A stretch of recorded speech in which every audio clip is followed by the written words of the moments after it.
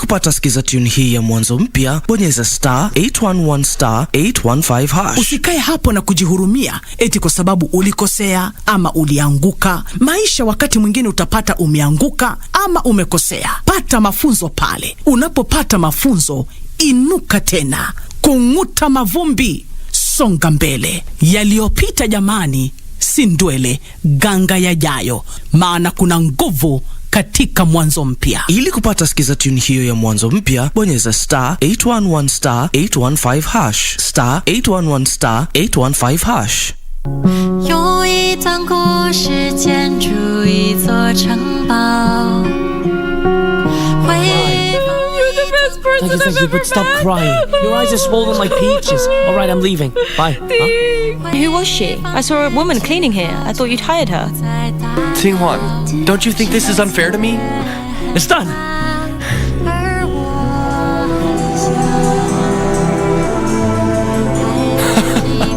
Yeah! 有一段故事建筑一座城堡。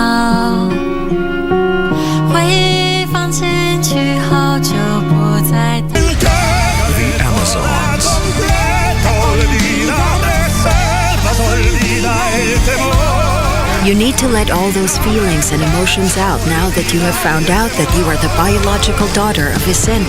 Don't try to teach me how to be a good father after all these years, Lisette, please. You have no right. I have some solid information that your wife, Madame Deborah, has a necklace just like this one, Mr. Santos. I wish with all my heart that you are not. From this moment on, I am done with you. Our relationship is over from now on. And to me, you have already stopped existing. The Amazons.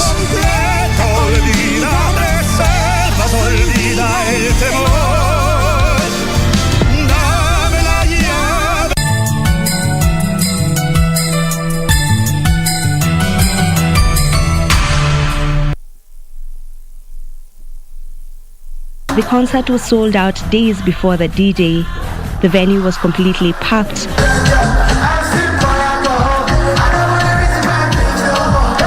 Kenya na sherehe nimeti. Bahati and Mario from Tanzania. Now Mario is accusing Bahati of stealing his song. The song that Bahati has just released featuring Otile Brown, that is Je Unanifikiria, and Mario's song is For You.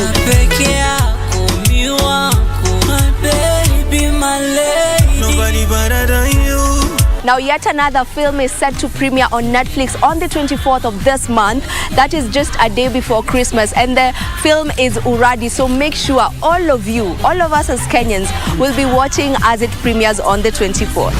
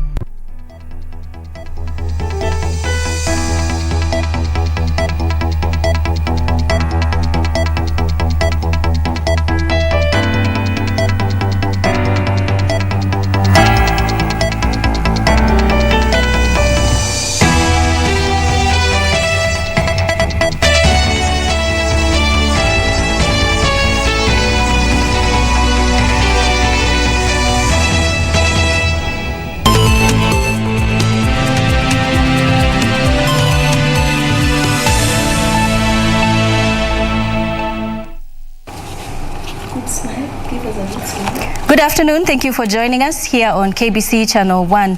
We do appreciate your time on this 20th day of December 2021. I am Nisi Imano. I am joined by Susan Thuku as our sign language interpreter, and the bulletin begins just now.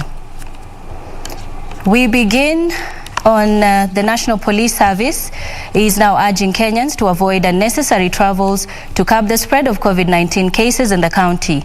The Inspector General of Police, Hilary Mutyambai, says the country is witnessing an upsurge of the COVID-19 and there was need to minimize movements and that it was not a must for people to travel up country. The Inspector General of Police, Hilary Mutyambai, is urging Kenyans, if possible, to celebrate the festive season where they are and only move if need be. We are not still off the hook of the COVID. If it's possible, spend the Christmas festivities where you are. You don't need to move to other destinations. It will be still secure for us to remain as a team where you have been, and you are sure that where you have been, you are okay, rather than moving to a place you don't know if you are going to be okay or you are going to take a problem to other people. Mutyambai said the country is witnessing increased cases of COVID-19 and the situation might get worse this festive season if Kenyans drop their guard. The Inspector General calling on motorists to be cautious on roads. During the festivities, people have opportunity to enjoy with their families. They would like to move with their families in one vehicle. Anything, in case of any accident, you lose your dear ones. Unfortunately, if you are in one vehicle, you may lose all the family members. I like us to exercise precautions for the sake of your family and the sake of the other fellow Kenyans. To boost security during the festive season, Mutyambai says enough officers have been deployed across the country, with 3,000 prison officers joining the regular police to patrol the country. To ensure the availability of adequate security personnel, I've directed that all police officers who are currently on leave to resume duty with immediate effect. And I want to confirm once again, all officers are back to duty. For Lunchtime News, I'm Zainab Said. And in politics, NARC party will field candidates across the country in 5 elective positions except the presidency. Party leader Governor Charitable says NARC party will work with other like-minded parties in Azimio la Umoja coalition to support Raila Odinga's presidential bid.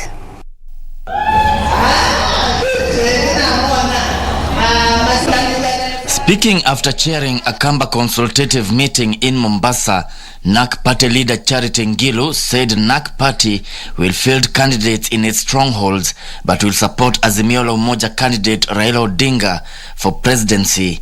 I am going now to start coming together with the like-minded parties, so that although we are going to be separate parties, we are going to field candidates in our own parties. Governor Ngilu challenged the One Kenya Alliance to join the Azimio la Umoja movement. And I pray God, and I pray to God also, that for sure our NASA team will still come together, and the failure to do so may be catastrophic. Meanwhile, Migori County Police Commander Mark Wanjala now wants all political leaders to involve the security officers in the planning of all their meetings to avert any possible security lapse as the police pursue a civilian who has been lobbing tear gas at political meetings. Wanjala said they have recorded 3 incidences where political meetings have been disrupted after tear gas not in the hands of police is lobbed, with the recent incident reported on Saturday last week where the meeting organized by Migori Senator Ochilo Ayako was disrupted. It's an issue ambaye walienda wakaokota ile remains ya tear gas na watu wa CID wamechukua hiyo, wanaendelea na investigation kujua hii tear gas ni ya pande gani. The disruption of the meeting organized by Migori Senator comes a month after a similar political meeting organized by Migori County Secretary Christopher Osana, who is also eyeing the Migori gubernatorial seat, was also disrupted after tear gas was lobbed by unknown person. Kevin Washira, Lunchtime News. And Muslim leaders in North Rift have warned Kenyans against lowering their guard in adhering to COVID-19 containment measures in the wake of the Omicron variant. The leaders say such laxity poses a serious health threat, citing recent political campaigns across the country. Kenya has so far confirmed 27 Omicron variant cases, with the Ministry of Health raising concern over increased community transmission of the new variant. To counter further spread, Muslim leaders are now urging members of the public to be extra vigilant and continue adhering to the set out containment measures. Tujaribuni sana, kila mmoja amchunge mwenzake. Tangu mwanzo wa janga hili tunaelezana, kila mmoja amchunge mwenzake na hakikishe wewe usiwe sababu ya kueneza haya magonjwa ukamwangamiza mwenzako. The clerics led by North Rift Council of Imams and Preachers of Kenya chairperson Sheikh Abubakar Bin noted the ongoing political campaigns were fodder for escalation of the virus. Omicron inakuja kwa kasi sana, na tungeliomba wanasiasa waache kufanya mikutano mikubwa, watumie mitandao kuwasiliana na wafuasi wao. Wasitumie mikutano kwa sababu kwa control itakuwa ngumu, wavae mask ama wakae mbali inakuwa ni ngumu. Meanwhile, a section of members of the civil society are urging the government to expedite plans to locally manufacture COVID-19 vaccines to protect Kenya from the recent vaccine inequality witnessed at the onset of the pandemic. As a country, again, we should be moving away from donations to using the mechanisms that are already there. COVAX has been doing a great job, but we all know that because of the way high-income countries went ahead of the queue, COVAX has gone behind. So we need to use mechanisms like COVAX and the African Vaccine Acquisition Task AVAT, to be able to acquire more vaccines for Africans that are able also to keep to, our environmental status and our health systems. The group further wants the government to ensure that the vaccines being donated to the country have a long shelf life. Nancy Okware, Lunchtime News. And residents of Kiambu and Murang'a counties living along River Chania can now breathe a sigh of relief after the national government commenced the construction of a bridge that collapsed months ago. The construction of the multi-million project comes in the wake of movement challenges by the Iembeni and Goliba village residents in both Gatanga and Thika town.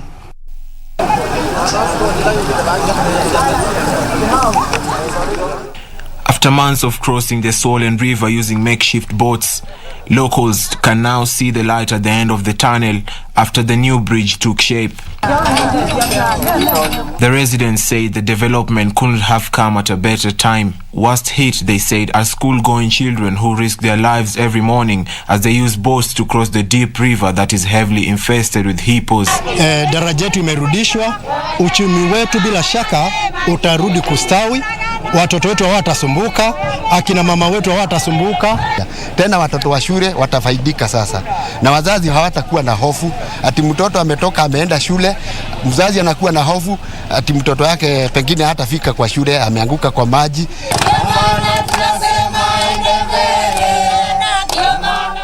Speaking after he inspected the project's progress, Thika MP Patrick Wainaina noted that the bridge will open trade between Kiambu and Murang'a counties, beside boosting the values of land in the area.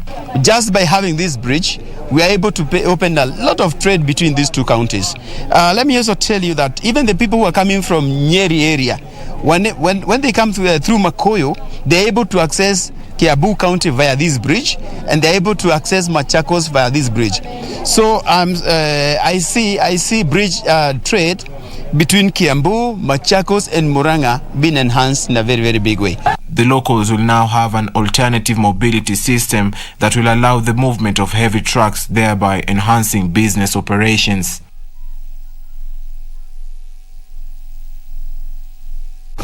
And moving on, it was an early Christmas for the Nipe Tumaini Children's Home kids in Nyakinywa near Narok and Nakuru border county after a well-wisher from Nyeri and KBC's Shoro FM donated foodstuff to the children's home. The well-wishers challenged other Kenyans of goodwill to extend the charitable gesture to the needy during the festive season. It was a joyous moment at the Nipe Tumaini Children's Home, which shelters orphans. The children were treated to a Christmas surprise by Isaac Ngigi, a Kieni water ambassador well known for his successful push for residents of Kinyaiti in Nyeri to access water. Niliona ile shida iko huku na nika identify siku ya leo kuwa na hawa watoto.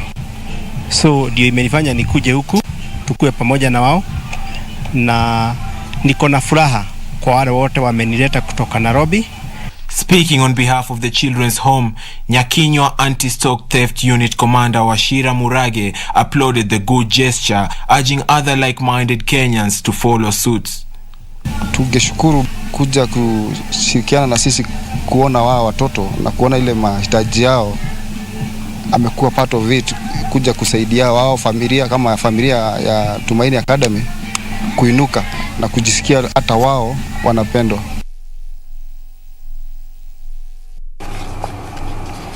And in West Pokot, Governor Professor John Lonyangapuo has expressed concerns over drug shortage in the county due to delays by Kenya Medical Supplies Authority in delivering procured drugs. The governor made the statement after a public outcry over lack of drugs in the health facilities within the county. Drugs in health facilities within West Pokot County has ignited the wrath from leaders in the county, with the area governor Professor John Lonyangapuo faulting Kenya Medical Supplies Authority (KEMSA) for the delays in delivering procured drugs. Wajumbe watakana kwenda kubadilisha sheria ya kuwa monopoly kwa KEMSA. KEMSA ipasuke iwe KEMSA kwa kila county. Badala ya kusumbua watu tu za yote tunaenda kununua duka moja. Hadi tufunge duka moja yote iwe hii ya namba 65 ndio tutakuja West Pokot kupanga laini kununua chakula ndani. Fungua duka everywhere. And that's exactly what we are saying. He added that the policy of just sourcing from KEMSA has seen several health facilities go without drugs as they wait for the long processes and clearance of first come first served basis that take lots of time. Kama serikali iko na processes ya kufanya tender, why are we being forced to buy from one shop? Hiyo shop imenisinya kama gavana wenu. That's why mnaenda sasa, kuna dawa kajalipa, hakuna dawa kapemuri hapa sababu ya kuchelewa one store. Na pia ikija. He said that there was need by the National Assembly to change laws concerning supply of drugs to government hospitals by ensuring that a second and a third agency is brought to fasten the delivering of drugs effectively without such delays. We have appealed to the president through the MPs. Na MPs wanalala, wajumbe watakana kwenda kubadilisha sheria ya kuwa monopoly kwa KEMSA. Away from that, legislators allied to the United Democratic Alliance Party claim there is a motive to use the National Assembly sittings Tuesday and Wednesday to sneak in amendments to Political Parties Act. The legislators in support of Deputy President William Ruto said the timing was suspect as many members were already on Christmas break and might not be available for the sittings. Spoke as they welcomed a group of 50 lawyers calling themselves the UDA Lawyers Brigade, who have promised to offer pro bono legal services to all aspirants from the Hustler Nation. Would you not allow an opportunity as a speaker for a robust debate on these amendments if they truly are going to affect the whole nation and they will impact on public order during the electoral process in Kenya?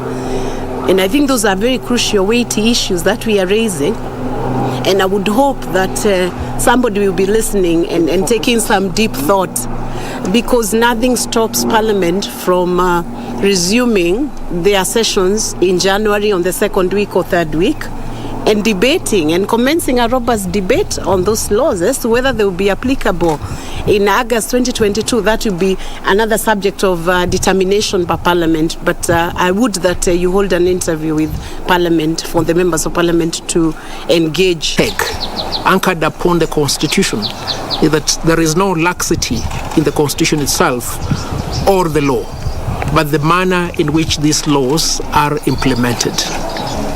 And if there are any viable options that are required to better the system of elections in Kenya, then they must be brought within the permissible legal framework, not at a point in time like this when Parliament itself has gone on recess, not at a point. They will institute public interest cases against the deep state in instances where they have weaponized the criminal justice, tax law, employment laws, and use them against the hustlers on account of being associated with the hustler movement. In addition, they will support the party in its pursuit for free, fair, and credible nominations.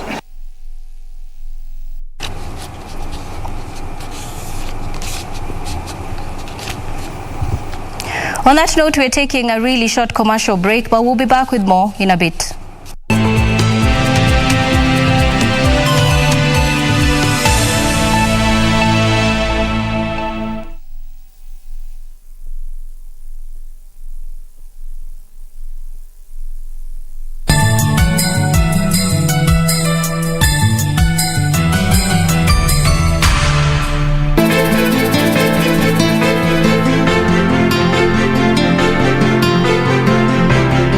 Chiku, una habari yoyote? Nimejificha babu, sina muda mwingi. Nani amefanya huu upuzi? Hata Mama, kusema kweli mimi sijui. Sio mimi kabisa. Mimi ndio mama Kebadi. Maya, unaamua vipi wewe kulala nje wakati unajua mambo vile yalivyo? Au labda tulikosea? Kwa nini unasema hivyo bibi?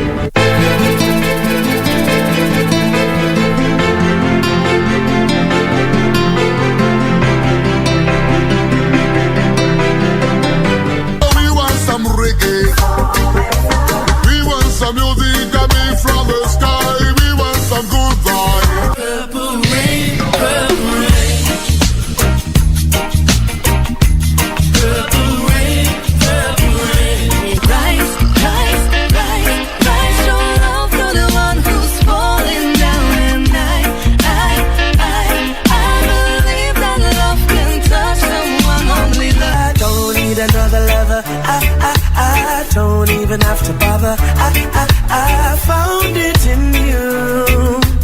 Favorite boy, you bring such joy to my world.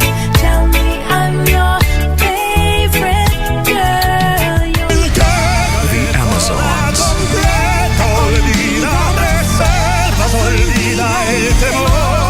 You need to let all those feelings and emotions out now that you have found out that you are the biological daughter of Vicente. Don't try to teach me how to be a good father after all these years, Lisette, please. You have no right. I have some solid information that your wife, Madame Deborah, has a necklace just like this one, Mr. Santos. I wish with all my heart that you are not.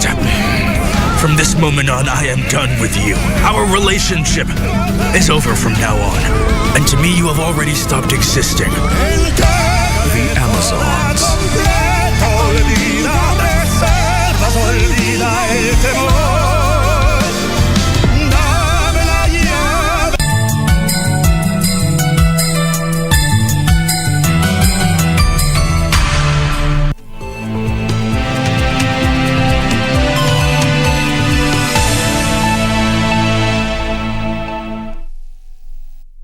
Welcome back. You're watching Lunchtime News. Thank you for staying with us. This time we are going straight to our reporter on the ground, Michael Mwandiga, who is of course following up on the DP's coastal tour, and he's on the ground of course to bring us up to speed on that. Mwandiga, if you can hear us, what can you tell us at the moment? Well, thank you so much, Nisia Koth. We're coming to you live from Mombasa County. The Deputy President was here some few minutes ago, and he has just left to Kilifi County. He has been talking about the government fast-tracking the development projects to ensure that Mombasa County is empowered, or is economically empowered, and ensure that there are job opportunities to people in Mombasa. But among the projects which he mentioned is to ensure that all the households which are to be connected with electricity will be done so by next year.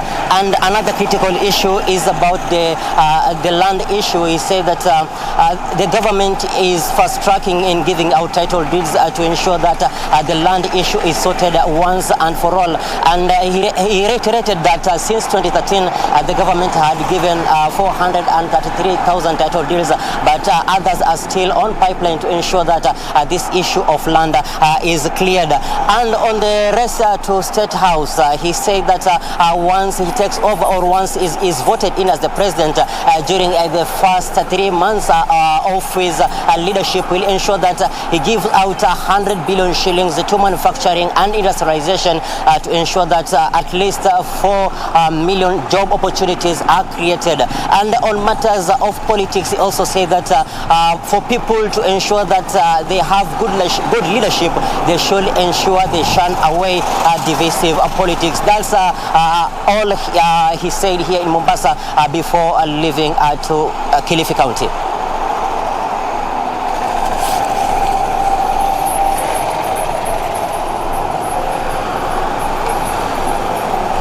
Thank you so much, our reporter Michael Mwandiga. Of course, that's a story we are definitely going to be following up for you, and a comprehensive report will be aired on our subsequent bulletins at 7 and at 9 p.m. But right now, let's carry on with what we had prepared for you in this bulletin. In Narok, police in Narok North Sub-County have arrested a 27-year-old woman following the killing of a 42-year-old woman whose clothes were found dumped in a toilet. According to police, the woman was stabbed to death in what is believed to be a disagreement. Narok North Sub-County Police Commander Frederick Siundu said a knife believed to have been used to commit the crime and clothes with bloodstains were recovered from the toilet and will be used as exhibits by the prosecutors in court to charge the 27-year-old woman. Aliuawa kwa hali ya unyama, maana alikatwa na panga ambayo mumeweza kuiona tumeitoa katika shimo la joo. The two women were living together in a rented house where they are suspected to have disagreed before one of the women killed the other. Siundu commended members of the public for alerting the police and leading the police to recover the clothing and knife used to commit the crime. Nataka kuwazii wenyeji na wakazi wa eneo hili ambao walichukua hatua nzuri kuweza kutujulisha na mapema licha ya sisi kufika kama mama ashakufa. Ni vizuri watu kukaa na kuvumiliana na majirani. The body of the deceased was taken to Narok County Referral Mortuary for preservation as police continue with investigations.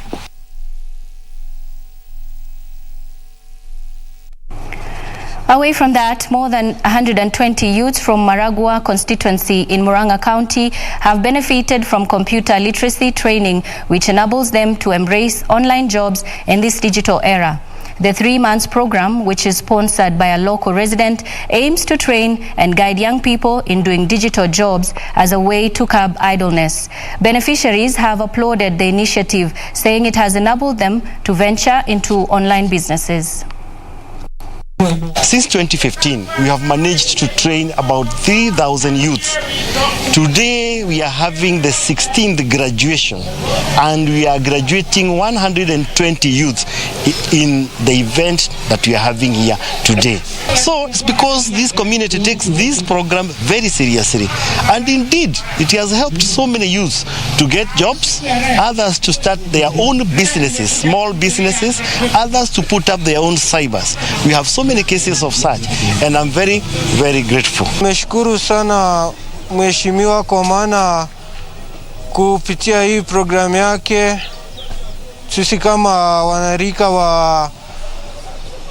wa sehemu hii ya Wempa tumebahatika sana, ambapo wengine wetu wameweza kupata kazi katika maofisi na wengine pia wameweza kufungua kazi zao. I salute you. Umeangalia vijana wetu ukaona wana. And we cross over to Marsabit County, where Marsabit Governor Mohamud Ali has warned contractors doing shoddy works that they will not be paid. Ali said those given contracts by the county government must do quality work or be prosecuted and blacklisted. Speaking during the launch of the proposed 1.5 kilometers laying of cobble paving blocks on Biashara Street in Moyale town, Ali said his administration will not allow any project that is poorly done. Patieni cooperation kwa wale wanafanya kazi, watu wasitatize hii kazi ili kazi ikamilike vile inastahili. Na wale wanasimamia la wawe waangalifu. The county boss further said Biashara Street project is among the many programs that the county government is spending billions of shillings to improve infrastructure. The road has always been impassable during rainy seasons. Maduka, maji inaingia, hasara mingi tunapata wakati ya mvua. Ila mali yetu yote inapotea na watoto wanashinda kupita shule, maji wanachukua watoto. Na mapikipiki wenye waendeshaji ya pikipiki walikuwa wanapata shida. Wamama wale wanabeba mtoto kwa mgongo walikuwa wanasombwa na maji wakati ya mfuriko ya maji. He also urged area residents to give full cooperation to contractors to speed up the work and complete the project within the time frame. Yusufar reporting for Lunchtime News.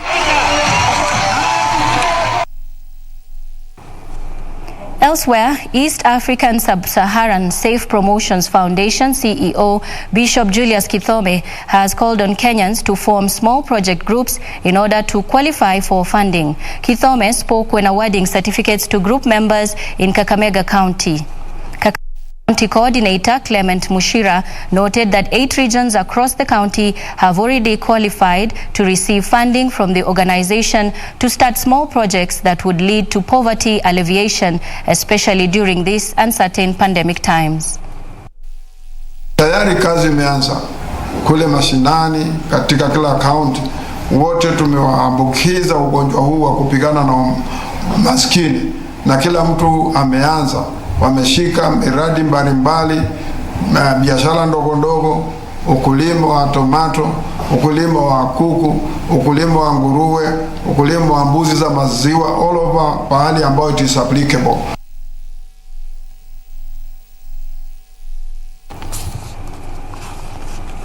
We're taking another short break, but we'll be back. Remember to interact with us on social media, on Facebook, on YouTube, and on Twitter at KBC Channel 1. Don't go away.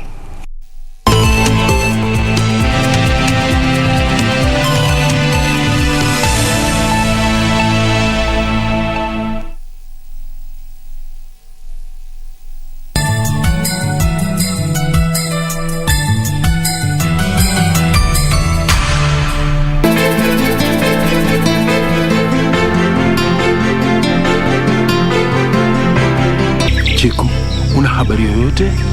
Nimejificha babu, sina muda mwingi. Nani amefanya huu upuzi? Hata Mama, kusema kweli mimi sijui. Sio mimi kabisa. Mimi ndio mama Kebadi. Maya, unaamua vipi wewe kulala nje wakati unajua mambo vile yalivyo? Au labda tulikosea? Kwa nini unasema hivyo bibi?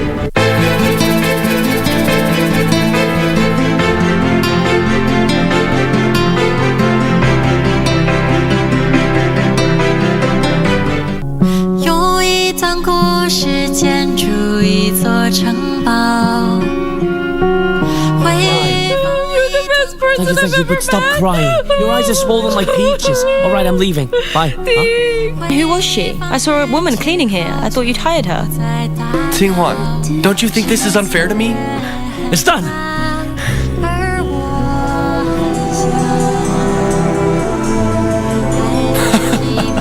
Yeah! 有一段故事建筑一座城堡。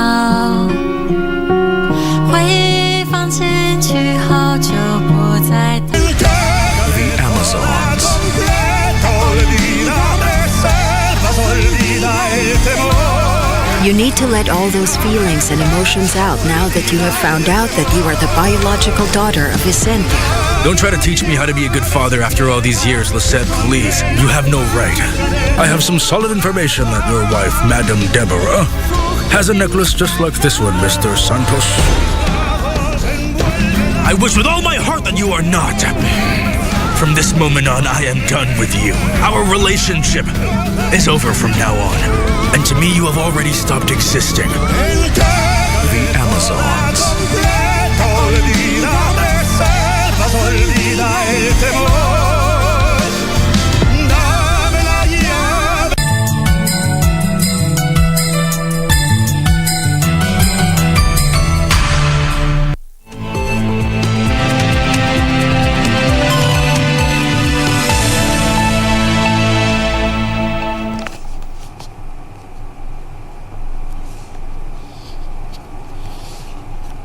Welcome back to the bulletin. You're watching Lunchtime News. In Mwingi, a total of 245 secondary and primary schools in central Kitui County may not face water shortage for the next 2 academic terms. This is after the schools harvested rainwater in the current short rain season through the help of Life Water Canada, a non-governmental organization. The organization works on water access, sanitation, and health and hygiene programs in a number of areas in the country. It is a joyous moment for pupils and students in over 200 schools in Mwingi Central. A project to collect rainwater has set a new dawn for most schools here. The precious commodity now runs through the taps, unlike before. They have brought us a 10,000-liter tank, constructed a sink where our students can wash their hands. The project by Life Water Canada, a non-governmental organization, supplied 10,000 liters of water tanks to schools to help in water harvesting and storage. As I'm touring the area, part of what I'm looking at is what the long-term solutions to the acute water need in the area is, and how we, as Life Water Canada, might be able to move in the future to address some of those issues in the communities. A project that school administrations say could not have come at a better time. Been buying water very expensively. A busa, a 16,000 liter water busa costs 8,000. So we spend like 50,000 Kenya shillings a term to buy water only. Aside from helping learners observe hygiene, the availability of this rain-harvested water will also come in handy for learners to concentrate on their classwork. The girls are the most affected people because we girls, we are the ones who are sent to the rivers to collect water. And also sometimes we go down there are a lot of people who are competing for the water. The project, which works on water access, sanitation and health and hygiene programs, also runs in Nakuru and Kisumu. Life Water Canada works in partnership with Christ Mission to the World and a local organization.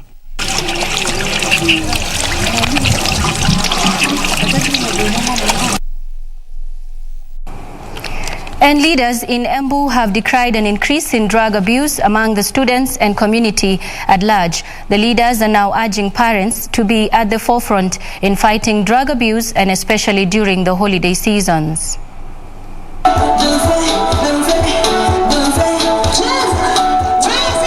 Speaking during a ceremony to donate food to orphans, widows and the less privileged, the leaders challenged other elected leaders and people of goodwill in the society to share with the less privileged.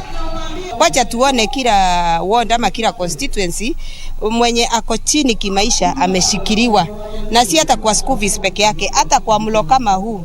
The food stuff were bought by Kiambere Ward CBO through proceeds from sand harvesting, with more than 400 orphans and 100 widows benefiting. Kile kifurushi ambacho tunawapatia, kuna unga wa chapati, kuna unga wa ugali, kuna mchele kilo moja, kuna sabuni 1 bar of soap kwa hiyo kifurushi chenyewe, na kuna mafuta. The leaders at the same time took issue with the leadership wrangles affecting Embu Water and Sanitation Company. They lamented that the wrangles had hampered operations for locals to get piped water. Kama kuna maneno ulianjiliwa na mbunge, leta mbunge ndio tuweze kujadili yale maneno, ndio mwananchi wa Embu County aweze kuendelea na kupata maji, na maji iweze kuflow mpaka area kama ya Kiambere Ward, mahali hakuna maji siku ya leo.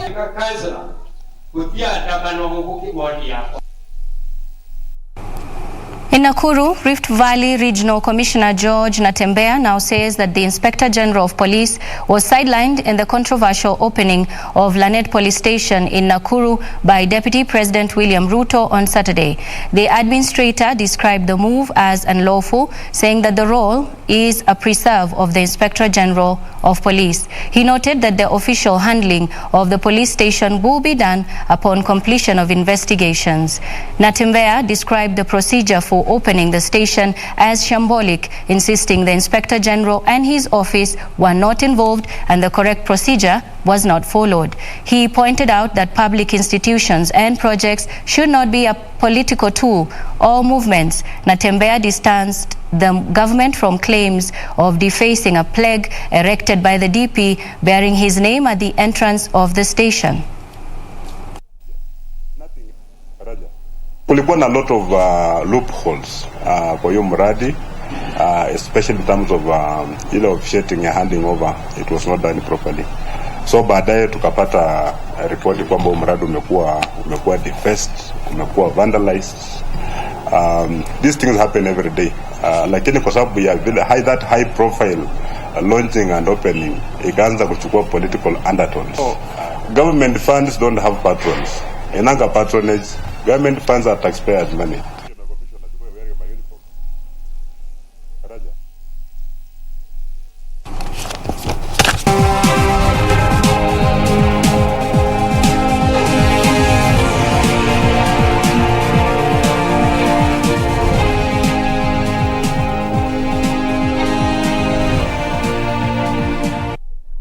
It is time now for business, but before business, we are also monitoring the Council of Governors meeting that is ongoing. Of course, that's also a report that we'll be bringing to you comprehensively.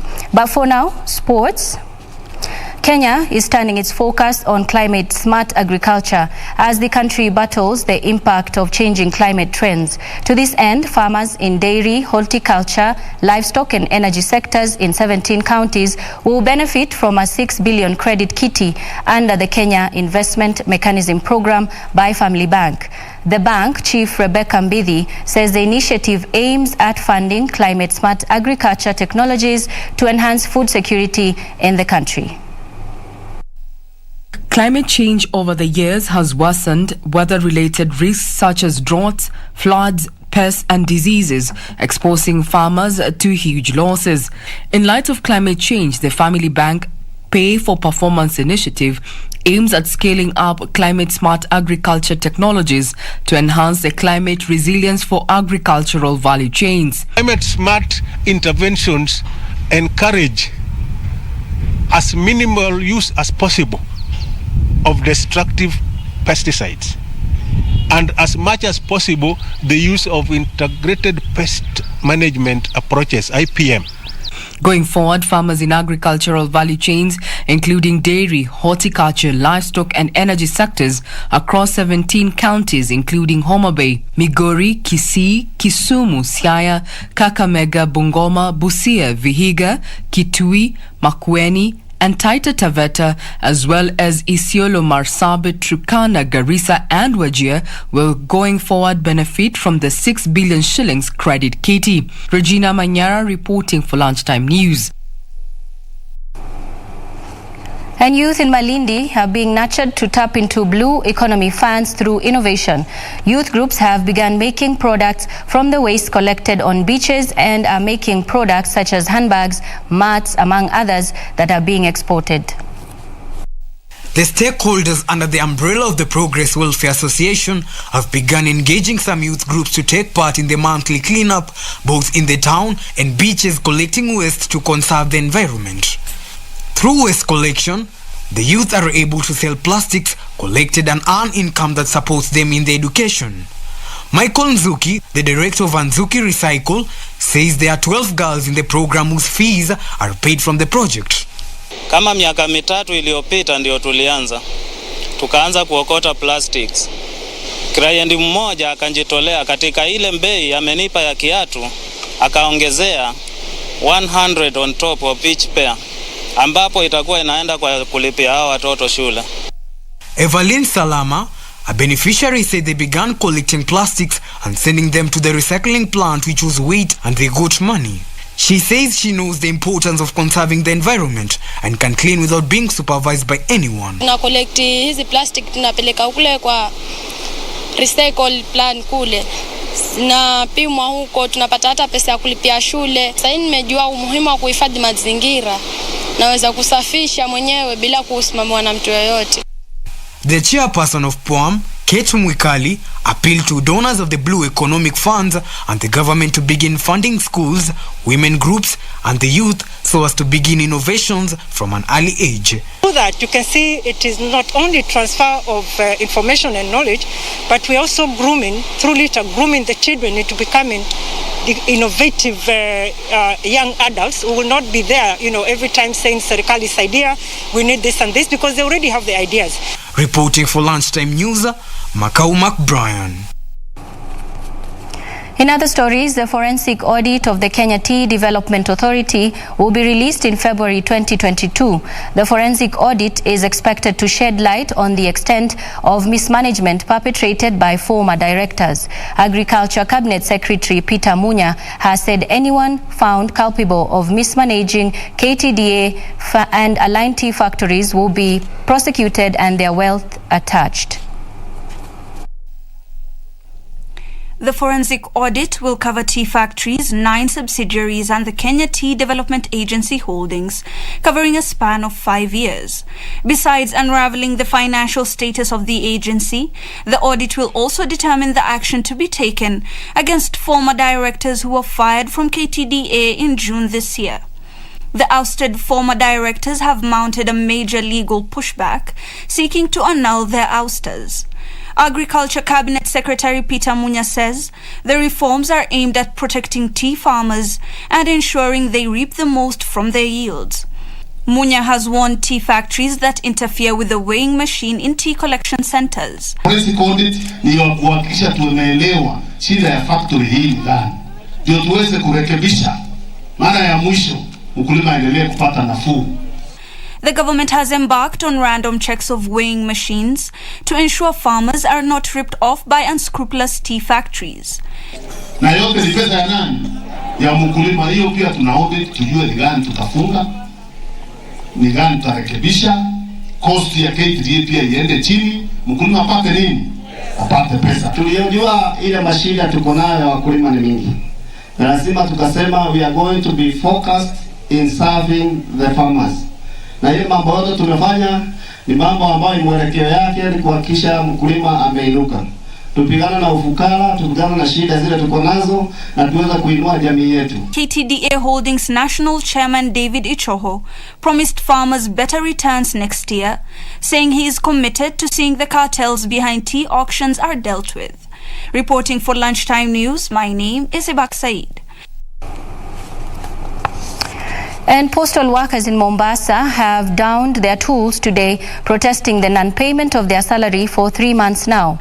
Efforts by the Workers' Union to have a meeting with the Postal Corporation of Kenya board have borne no fruits. PCK is in a dire financial strait, relying on the exchequer to pay its workers. The government has initiated reforms at the corporation to return the snail mail monopoly into profitability. Years of mismanagement and tech disruptions have rendered the corporation almost irrelevant as it struggles to keep its lights on and make enough to pay its bills. Pending bills at Postal had recently hit 3.7 billion shillings, up from 843 million shillings last year.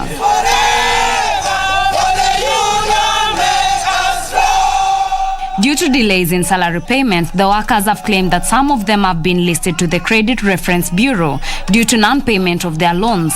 Daniel Odera, Communications Workers Union Branch Secretary, said that members of the Communications Workers Union have downed their tools until their woes are determined. I think this is being very unfair. And this is caused by poor management on the side of the corporation. Not workers, because workers usually come on time and work. So one thing we are making it very clear today, we are not missing out even halfway. What we are saying is very clear. We don't want Dan Kagwe anymore at the helm of the corporation. Ramla Ali said that since the onset of COVID-19, their payment has been delayed, with some workers sinking into depression. Martin Nyambuku, a shop steward, has appealed to the government to bail out the struggling entity and revert the corporation back to the government. Sasa tunataka mishahara yetu miezi mitatu. Lonzi hazipelekwi, twakatwa hazipelekwi, tumpelekwa mpaka CRB. NSSF pia zina mapengo. NHIF pia wapeleka bila time. Pension zetu pia hazipelekwi. Juzi tuliandikiwa barua tutapata mshahara tarehe 17. Tena mshahara mwezi mmoja ambapo hilo jambo halikutimia. Kagwe ametuhangaisha kila kuchao. Management wanatuambia post iko na shida. Mimi nasema kama hili shirika liko na shida, Kagwe kwa nini na board members na management mpatie hili shirika serikali muambie tumeshindwa. The Postal Corporation of Kenya, which was one of the country's most valuable assets, a commercial giant and had footprints in all corners of the country, is now facing the risk of completely going out of business due to historical management and dwindling business due to tech disruptions. Reporting for Lunchtime News, I am Teresa Mutai.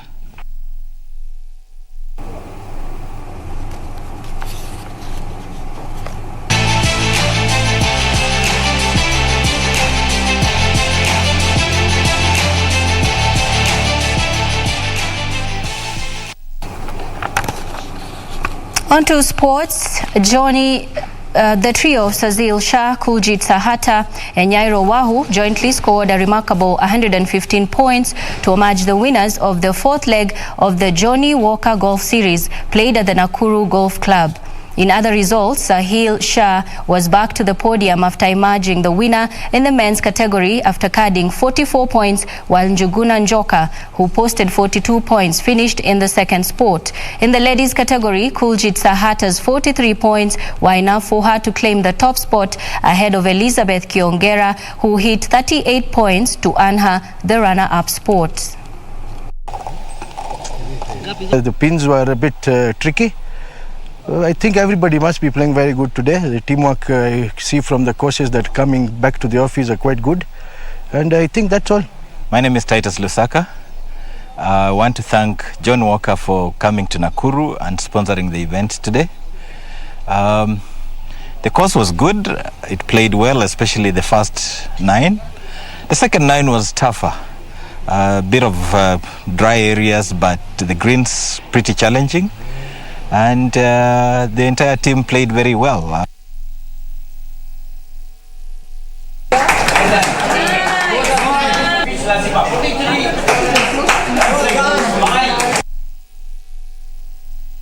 And in soccer, Liverpool lost ground in the Premier League title race in a pulsating 2-2 draw at Tottenham that was packed with incident and saw Andrew Robertson sent off for the visitors. Manchester City's 4-0 victory at Newcastle earlier meant Liverpool could not top the league at Christmas for the last time in 4 years, with Jurgen Klopp's side now 3 points adrift. Negredo missed a late opportunity to give the visitors a much-needed victory that will have lifted them out of the bottom 3. For Lunchtime News, I'm Alvin Kaunda.